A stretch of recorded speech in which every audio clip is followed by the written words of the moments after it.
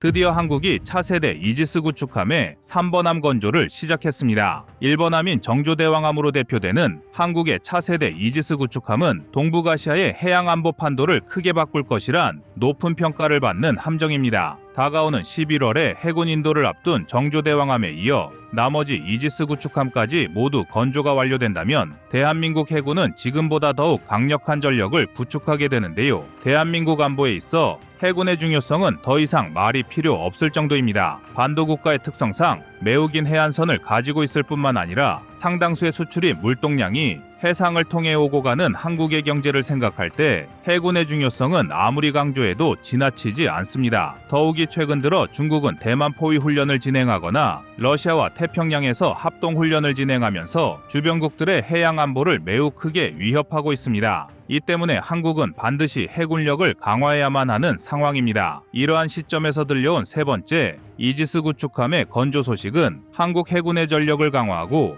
적성국에 대한 도발 억지력을 증대시킬 수 있는 반가운 소식인데요. 이지스 구축함은 다수의 위협을 동시에 탐지하고 추적할 수 있는 전략적 강점을 가지고 있어 해상작전에서의 전술적 유연성을 극대화할 수 있는 무기체계입니다. 이러한 특징 때문에 강력한 이지스 구축함을 보유한 국가는 자국의 해양 안보를 수호함은 물론이고 해상에서의 군사적 존재감을 크게 부각할 수 있습니다. 그리고 이러한 이지스 구축함 전력을 강화하고 있는 대한민국은 갈수록 북중러의 군사적 위협이 증대되는 현 시점에서 자국의 안보를 수호하고 국제사회 평화 유지에 이바지할 것인데요. 그래서 준비했습니다. 오늘은 차세대 이지스 구축함의 3번함 건조 착수에 따른 기대 효과에 대해 알려드리겠습니다.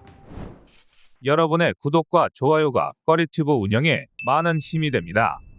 정조대왕급 구축함은 우리 대한민국 해군이 KDX-3 배치2 사업을 통해 전력화하는 신형 이지스 구축함으로 탄도미사일 방어 체계와 대잠전 체계가 강화된 최신형 함정입니다. 전작인 세종대왕급 구축함 대비 길이 4m, 배수량 600톤이 늘어난 정조대왕급 구축함은 길이 170m, 경하 배수량 8,200톤급 규모로 다기능 위상 배열 레이더, 적외선 탐지 추적 장비, 전자광학 추적 장비 등의 첨단 기능을 갖춰 세종대왕급 구축함보다 대응 능력을 2배 이상 증가했다는 장점을 갖추고 있습니다. 또한 통합 소나 체계를 탑재하여 잠수함 탐지 거리는 무려 3배 이상 향상시키기도 했는데요. 한국은 총 3조 9천억 원의 예산을 투입하여 세 척의 정조대왕급 구축함을 2028년까지 확보하는 계획을 추진하고 있었습니다. 초도함인 정조대왕함은 2024년 11월에 해군의 인도가 예정되어 있는 만큼 앞으로 한국 해군의 전력이 더욱 강력해질 것이란 기대를 모으고 있으며 여기에 더해 3번함의 건조가 시작되면서 한국의 이지스 구축함은 이제 곧 전 세계의 어느 나라와 비교해도 밀리지 않을 전력을 구축할 전망입니다. 해외 군사 매체 글로벌 디펜스 뉴스도 한국이 차세대 이지스 구축함 3척 중 마지막 한 척의 건조를 시작했다는 소식을 전하며 한국 해군의 전력 강화를 주목하기도 했는데요. 정조대왕급 구축함의 주요 성능 특징으로는 먼저 기동성 측면에서 가스터빈 엔진 내기와 1.7MV급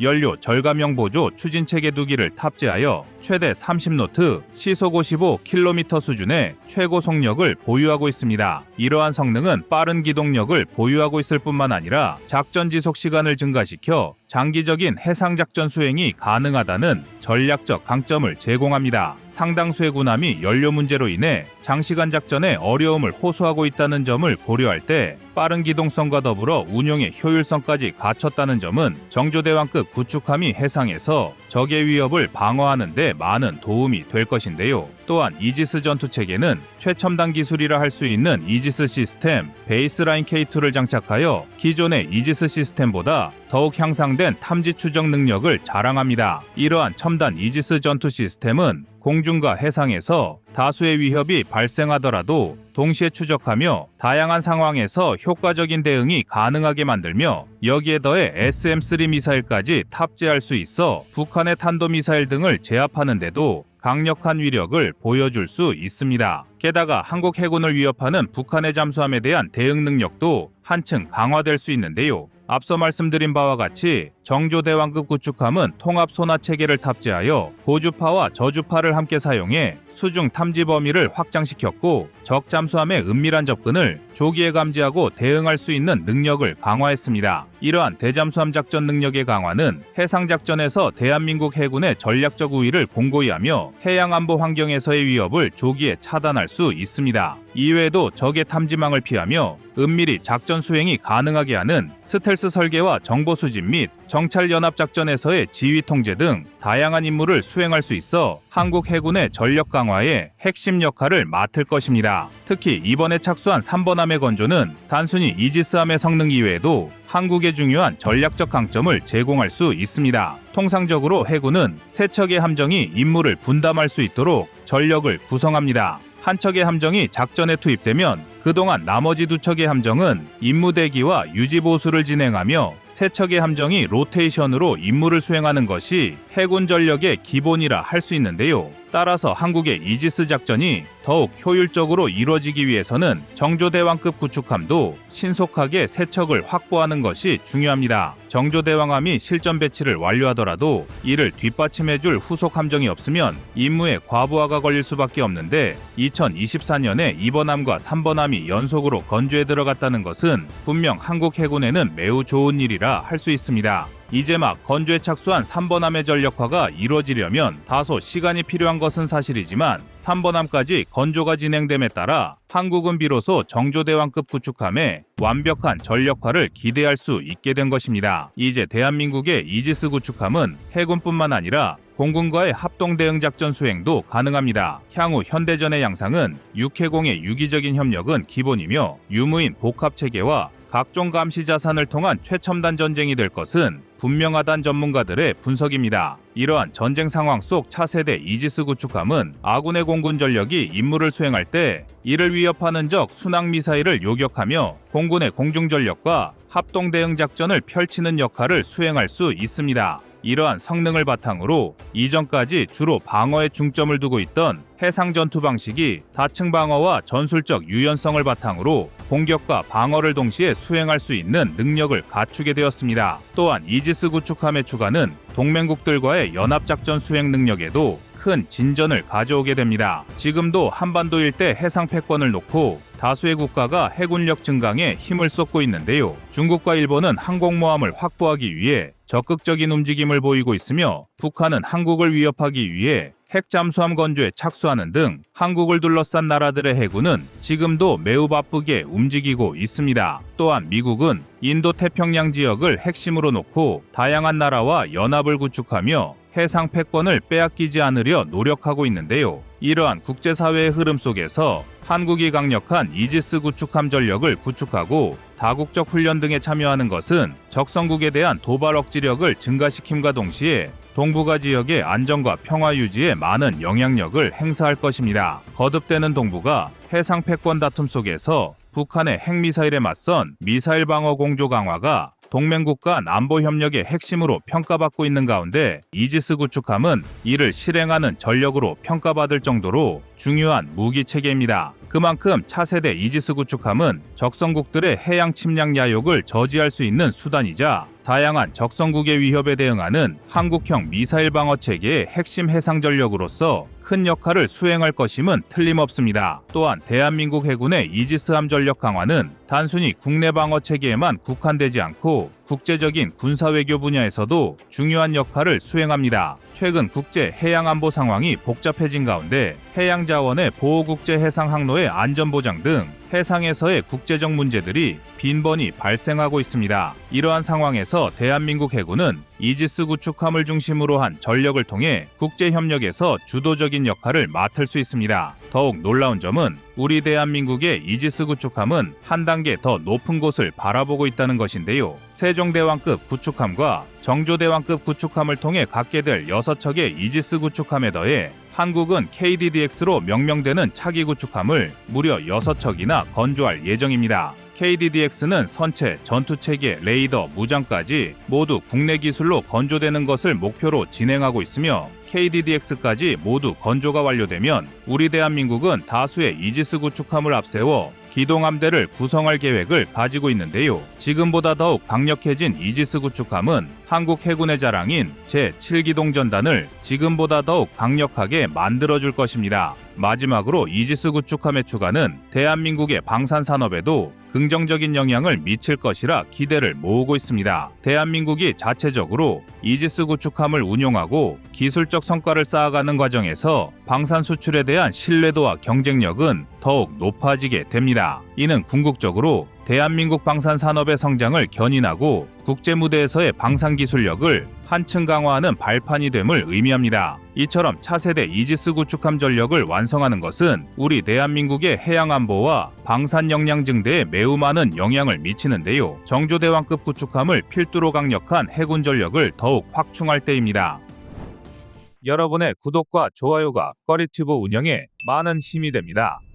다음은 24년 10월 7일 한일 호위함 경쟁 영상입니다. 90년 전 일본 해군이 모가미급 순양함을 공개하자 세계는 주목할 수밖에 없었습니다. 15.5cm 포 5문을 장착한 이 경순양함은 스펙상으로 다른 나라 순양함을 압도했는데요. 그러나 그 실체가 밝혀지기까진 오랜 시간이 필요치 않았습니다. 영국 해군은 일본이 자신들이 좋아하는 골판지로 전투함을 만들었다며 조롱했고, 실제로 모가미급은 화려한 스펙에도 불구하고 실제 전투에서 기대만큼의 성과를 거두지 못했습니다. 결국 전쟁 말기에 일본은 모가미급을 항공 순양함으로 개조하여 운행하는 등 자신들의 실패를 인정하고야 말았고, 모가미급 순양함은 수탄 조롱만 받은 채 역사 속으로 사라지는 듯 했습니다. 2019년 일본은 일본의 해상방위력 강화 노력의 일환으로 같은 이름의 모가미급 호위함 건조에 착수했습니다. 전술했듯 일본의 모가미급 프로젝트는 비슷한 방향성에서 출발한 한국의 FFX 사업과 줄곧 비교되었고, 스텔스 기능을 포함한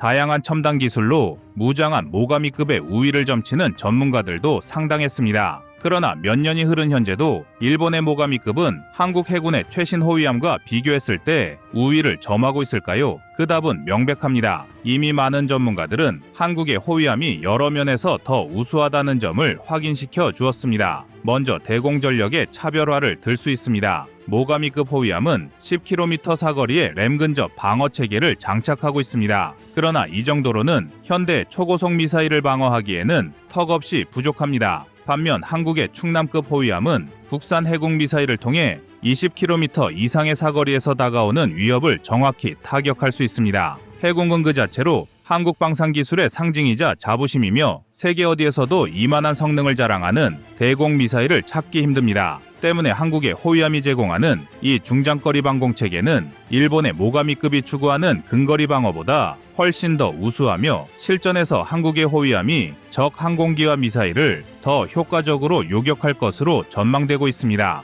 한국산 호위함은 잠수함 대응 능력에서도 우위를 보입니다. 일본은 모가미급에 자신들만의 소나 시스템을 장착했다며 대잠 능력을 강조했지만, 뚜껑을 열고 보니 한국 해군의 대잠 능력을 따라잡기 어려웠습니다. 한국 해군은 오랜 시간 실전에 가까운 대잠전을 연구해왔으며, 최신 충남급 호위함은 탁월한 대잠전을 수행할 수 있는 능력을 갖추고 있습니다. 특히 홍상어 경어래와 같은 국산 대잠 무기는 그 정확도와 타격력이 세계적인 수준입니다. 모가미급의 경우 대잠 작전 중 고속 기동 시 예인 소나가 제대로 작동하지 않거나 손상될 위험이 큰데요. 반면 한국의 충남급은 이런 단점을 보완하고 안정적인 대잠 작전을 수행할 수 있는 시스템을 갖추고 있습니다. 대잠전에서 한국 해군이 일본 해군보다 우위를 점하고 있다는 점은 분명하며, 특히 한국의 대잠 능력은 북한을 비롯한 주변국의 잠수함 위협에 대비한 체계적인 준비에서 나온 결과입니다. 또한 한국 해군은 최신 전투 관리 시스템인 네이벌 쉴드 3.0을 통해 함선 내 모든 정보를 통합적으로 관리하고 있습니다. 이 시스템은 빠르고 직관적인 UI를 제공하며 실시간으로 다양한 전투 상황을 파악하고 대응할 수 있습니다. 반면 일본의 모가미급은 360도 파노라마 화면을 자랑하지만,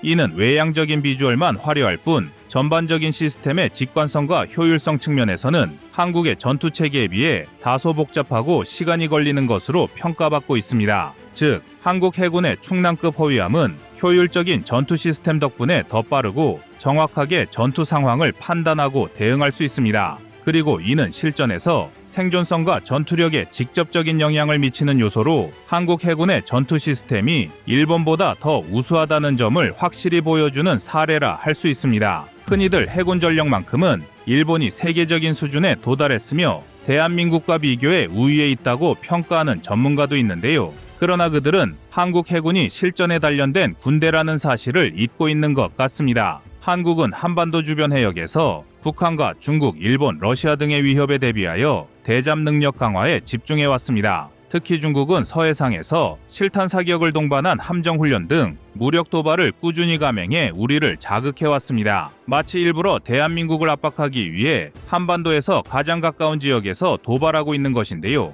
NLL에서 고작 수십 킬로미터밖에 떨어져 있지 않은 완충 지역은 정상적인 국가라면 양국의 외교 관계를 고려해서라도 조심하겠지만 중국은 그런 국가가 아니었습니다. 더구나 중국은 서해상 무력 도발에 늘상 02형 미사일 고속정을 동원해왔습니다. 02형은 전장 42.6m, 전폭 12.2m, 만재 배수량 244톤의 비교적 소형 함정인데요. 소형 함정인 만큼 중국은 대한민국과의 물리적 거리가 짧은 서해상의 주요 전력으로 02형을 운용하고 있습니다. 인해 전술 쓰던 버릇을 여전히 버리지 못하고 있는 것인데 이런 위협 때문에라도 대한민국 해군은 FFX 사업에 박차를 가하고 있습니다. 1번 함의 이름을 따 대구급 호위함이라고도 통칭하는 FFX 배치2는 2023년 7번 함인 천안함, 8번 함인 춘천함을 취역시켰으며 국내외 다수의 군사 전문가는 FFX 배치2 전력화가 완료된다면 대한민국의 연안 방어 능력이 한두 단계 진화할 것으로 전망하고 있습니다. 그도 그럴 게 FFX 배치2는 1980년대부터 우리 연안 방어를 담당했던 울산급 호위함과 포항급 초계함을 대체하는 최신의 전력이기 때문입니다. 전장 122m, 전폭 14.2m, 만재 배수량 3,600톤의 상당한 크기로 함종은 호위함이지만 규모 면에서는 광개토대왕급 구축함과 비슷한데요. 그만큼 다양한 장비가 탑재되었다는 뜻이고 이는 곧 전방위적인 성능 향상으로 이어졌습니다. 특히 무장면에서는 국산 내함유도탄 방어 유도무기인 해궁이 탑재되어 있는데요. 해궁의 유효 사거리는 약 20km로 정미사일부터 항공기까지 모두 요격이 가능합니다. 게다가 필요시적 함선에 직접 투사할 수도 있는 함대함 미사일 역할도 담당하는데요. 현재는 북한과 중국을 상대하기 위해 만들었지만 만약 일본을 상대하더라도 모가미급의 압도적인 위력에 반격까지 가할 수 있는 역량입니다. 또한 기존 FFX 배치원 인천급 호위함이 리밀16 램을 탑재해서 미사일 사격에 각도 제한이 있었던 반면 FFX 배치2는 KVLS를 탑재하면서 전방위 위협에 대처할 수 있게 되었다는 게 큰 장점입니다. 여기서 끝이 아닙니다. FFX 배치2에는 전술 함대지유도탄 해룡까지 탑재될 예정인데요. 함대함 미사일을 기반으로 만든 해룡은 마하 0.95 이상의 속도의 사거리는 최대 250km에 달할 예정입니다. 모탄 하나에 다량의 자탄을 탑재한 집속탄의 일종인 해룡은 낙하 도중 이를 사방으로 흩뿌리기 때문에 대단히 광범위한 폭발을 일으키는데요. 이 덕의 해룡은 적의 지휘시설, 레이더기지, 유도탄기지 등은 물론 특히 적의 항구를 완전히 박살내기에 용이합니다. 따라서 물량의 중국이나 첨단 기술을 뽐내는 일본이 도발한다 해도 대한민국은 아예 적의 원점을 파괴할 수 있는 능력을 보유한 것입니다. 화려한 스펙의 열거일 뿐 실전 능력이 전무하다시피한 모가미급과 비교했을 때 우리 호위함만의 장점이라 할 수 있는데요. 더구나 일본이 자랑하던 것과는 달리 모가미급 호위함에 탑재된 무장 수준과 전자전 장비 시스템, 항속거리 등이 실제로는 상당 부분 부풀려졌다는 의혹을 받고 있습니다. 여기에 가격 경쟁력까지 한국과 비교해서 더 낮다고 말하기 어려워졌습니다. 여기에 일본 방위성에서는 타국 함정들보다 훨씬 적은 90여 명의 인원으로도 운용이 가능할 정도로 뛰어난 자동 장치들을 갖추었다고 홍보하고 있지만 정작 일본 자위대 내에선 운용 인원이 너무 적어 오히려 전투 피로도를 증가시킨다고 불만이 제기되고 있습니다. 즉, 지금 일본은 실전에서 안정성이 최우선시되어야 하는 전투 무기 체계를 검증되지 않은 스펙만 나열함으로써 실체를 감추려 한 것인데요. 일본에게 불리한 점은 이것뿐만이 아닙니다. 방산 시장에서의 노하우도 대한민국이 일본보다 앞서 있습니다. 방산 시장에서의 경쟁은 무기 자체 성능도 중요하지만 무엇보다도 중요한 것이 무기로서의 신뢰성입니다. 그리고 가격 경쟁력, 현지 생산 및 기술 이전, 성능 개량 등 다양한 측면에서 수입국의 조건을 만족시킬 수 있어야 합니다. 그런데 이 모든 것을 우리 대한민국이 갖고 있습니다. 더구나 FFX 사업은 배치2에 이어 FFX 배치3까지 동시에 진행하고 있습니다. 먼저 FFX 배치3는 길이 129m의 경하 배수량만 3,600톤에 달하는 규모로 사실상 배수량만으로는 구축함에 필적할 정도입니다. 게다가 FFX 배치3는 사면 고정형 다기능 위상 배열 레이더를 탑재하면서 360도 전방위 탐지 및 추적이 가능해질 전망인데요. 심지어 최대 4,000개의 목표물을 동시에 감시하는 게 가능합니다. 중국이든 북한이든 또는 일본이나 다른 어떤 나라라 하더라도 FFX 배치3의 레이더망에서 벗어나는 게 불가능해지는 것입니다. 과거 해상 강국의 영광을 재현하고자 이름까지 따라한 일본의 과욕이 산산이 부서졌다고 할 수 있는데요. 넓은 해역을 관리해야 하는 일본의 호위함 성능이 한국에 떨어지는 아이러니한 상황을 일본은 또 어떻게 설명할 수 있을까요? 여러분의 구독과 좋아요가 꺼리튜브 운영에 많은 힘이 됩니다.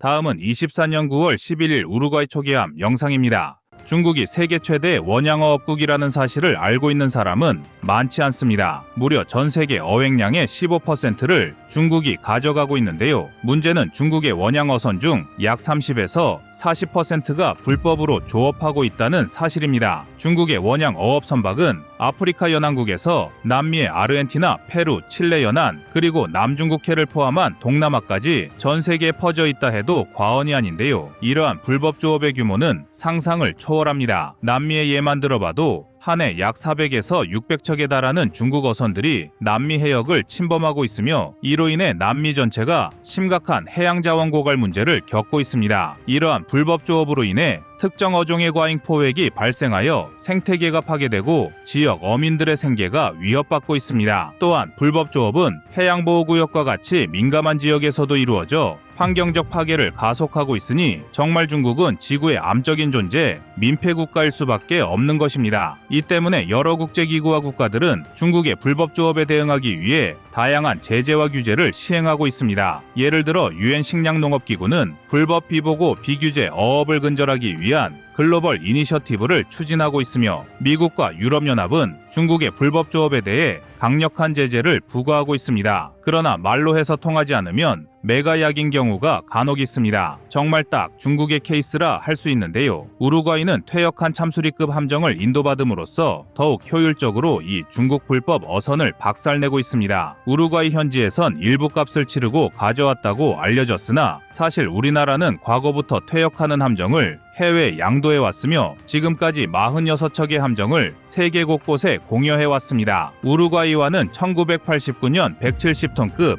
해상 초계함 참수리급 양도를 시작으로 인연을 맺어왔는데요. 퇴역하는 참수리급을 개보수해 우루과이 해양경비대에 기증해 왔습니다. 물론 이런 일이 대한민국의 신형 함정 판매를 위한 로비의 일환임을 부정할 수는 없지만 대한민국의 아픈 역사와도 관련된 인도적 지원책의 하나였습니다. 1954년 미국은 한국에 전후 복구 지원을 위하여 한국과 군사 및 경제원조에 관한 합의를 체결했고 이에 따라 1955년부터 군사경제 분야에 현금 7억 달러, 군함 79척, 전투기 100여 대를 제공하는 등 본격적인 원조를 시작했습니다. 그리고 이렇게 시작한 원조가 오늘날 한국이 세계 10대 강국, 신흥방산대국으로 발전하는 원동력이 되었습니다. 그리고 이제는 한국도 베풀 때가 된 것인데요. 대한민국은 1990년대 전후를 기점으로 퇴역군함을 개도국에 양도함으로써 도움받던 나라에서 도움을 주는 나라로 변모하고 있습니다. 한국은 1993년부터 퇴역군함 해외 양도를 시작하여 현재까지 필리핀, 방글라데시, 동티모르, 가나, 이집트, 콜롬비아, 페루, 캄보디아, 카자흐스탄, 베트남 등 10개국에 46척을 양도했습니다. 군함 원조는 선진국으로서 한국의 위상을 드높였고 해당 국가의 유대관계를 강화함은 물론 경제교류까지 활성화하는 등 기대 이상의 성과를 내고 있습니다. 최근 우루과이로 양도된 해군 퇴역 고속정 30톤급 참수리 3185정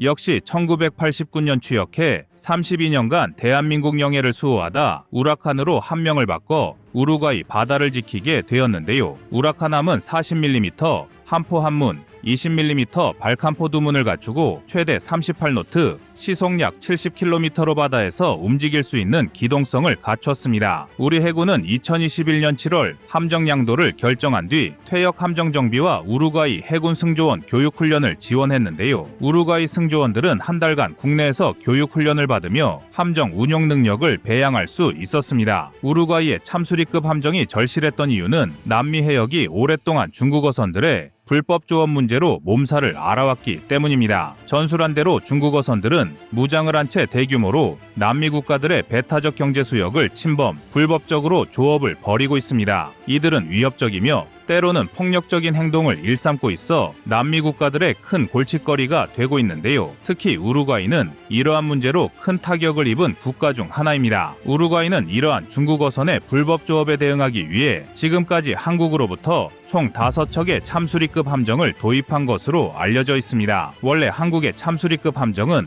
본래 고속정예 개념으로 주로 연안경비와 해상구조 등의 임무에 투입될 목적으로 설계되었지만 우루과이는 이 함정을 불법 조업 어선을 단속하는 임무에 적극적으로 활용하고 있습니다. 물론 우루과이 해군 전력이 약하다거나 보유한 전투함이 없는 것은 절대 아닙니다. 참수리급 함정은 비교적 작은 크기와 뛰어난 기동성을 바탕으로 대형 군함으로는 접근하기 어려운 해역에서 효과적으로 작전을 수행할 수 있는데요. 이러한 특성 덕분에 우루과이는 중국 어선들이 도주하기 전에 빠르게 접근하여 단속할 수 있었으며 이는 곧 참수리급 함정의 큰 활약으로 이어졌습니다. 이러한 우루과이 해군의 참수리급 함정 운용은 현지에서 크게 칭송받고 있습니다. 이 함정들은 크기와 무장을 갖춘 중국 어선을 상대로도 효과적으로 작전을 수행하며 우루과이 해군의 전투 능력을 한층 높이는 데 기여했습니다. 리오타임 등 우루과이 내 주요 언론은 작지만 강한 힘을 보여준 한국산 함정이라는 표현으로 참수리급 함정의 활약을 극찬하고 있습니다. 그리고 우루과이와 한국의 군사협력 사례는 남미 다른 국가들에게도 긍정적인 영향을 미칠 것으로 보입니다. 남미 전역에서 중국 어선의 불법 조업 문제가 심각한 상황에서 우루과이의 참수리급 함정 도입 사례는 하나의 모범 사례로 떠오르고 있는데요. 다른 남미 국가들도 우루과이의 성공적인 사례를 바탕으로 유사한 대책을 고려할 가능성이 높습니다. 최근 남아메리카의 뉴스를 전문으로 다루는 메르코 프레스는 세계적 방산 강국 한국과 우루과이의 군사협력 관계를 집중 조명했습니다. 매체는 초대형 방산 계약을 따낸 한국의 방산 기업이 본격적으로 남미의 진출을 노린다고 전했는데요. 실제로 한국의 방산 장비는 외국 정부가 신뢰할 수 있을 만큼 기술적으로 진보됐으며 미국 등 주요 국가에서 개발한 시스템만큼 비싸지는 않아 선호도가 높습니다. 여기에 비용 대비 품질이 좋아